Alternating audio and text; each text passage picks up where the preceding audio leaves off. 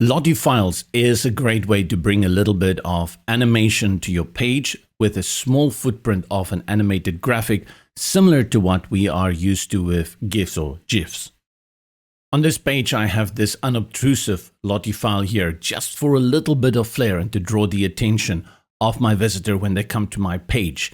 And this is done with the Lottie element. A little bit more about Lottie if you have never worked with it. Lottie files is a format in which you can bring animated graphics to your pages, social media, and to your websites. And to use them, you can sign up for free at lottiefiles.com. There are also other platforms and other graphic stock sites that will have Lottie files that you can download, but this is usually the place where you will start. There are free and there are premium options. There's a lot of free stuff. As mentioned, you need to sign up for a Lottie Files account. There's no way you're going to download from them without signing in.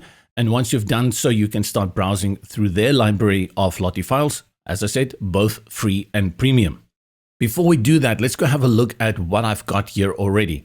To bring in a Lottie file, you go to the Add Elements, and then from the Elements panel on the left, you will find the Lottie file over here, and you can also search it at the top. Click, hold, and drag and drop it where you want it to go. And there's a little Lottie animation already in there. Click on it to interact with it, and then all the way to the left is where we access the options for the Lottie file. For the majority of cases, you're going to leave all these settings just like it is. The only thing that you're going to change immediately is the Lottie link. There are two ways you can bring in animation of a Lottie file. The first one is a link, and the second is to upload a JSON file. Let's start with the link. Very easy. We go to lottiefiles.com, and on their landing page, they have a few legendary creators and their creations. You can have a look. I'm just going to select one here. Let's select the star down here. You have control over how this animation works by looking at all the settings down here. Once you have gone through that and you want to bring this animation onto your page, you go over here to the Lottie animation URL.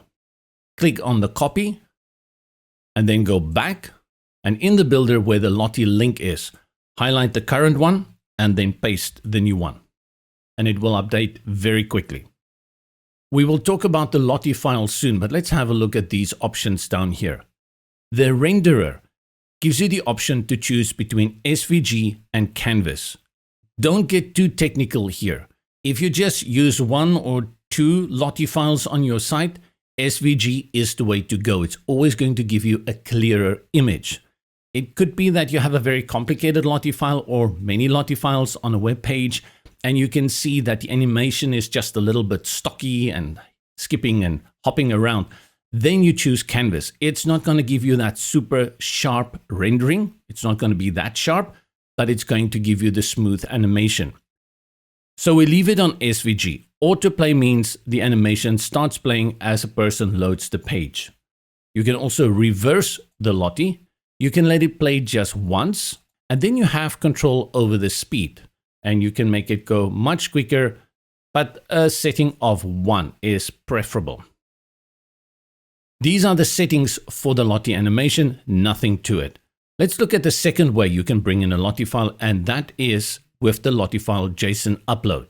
Let's go back to lottiefiles.com, close this one, and we choose another animation, this little purple monster here. Up here you will see download, select download. From the drop-down you see there are a number of ways you can download this one, and the one that we will focus on is the Lottie JSON. I'll click on Lottie JSON, and the quick download already appears here in the bottom left-hand corner. Let's go back to our builder. And now where the Lottie file appears, I'll click on the plus.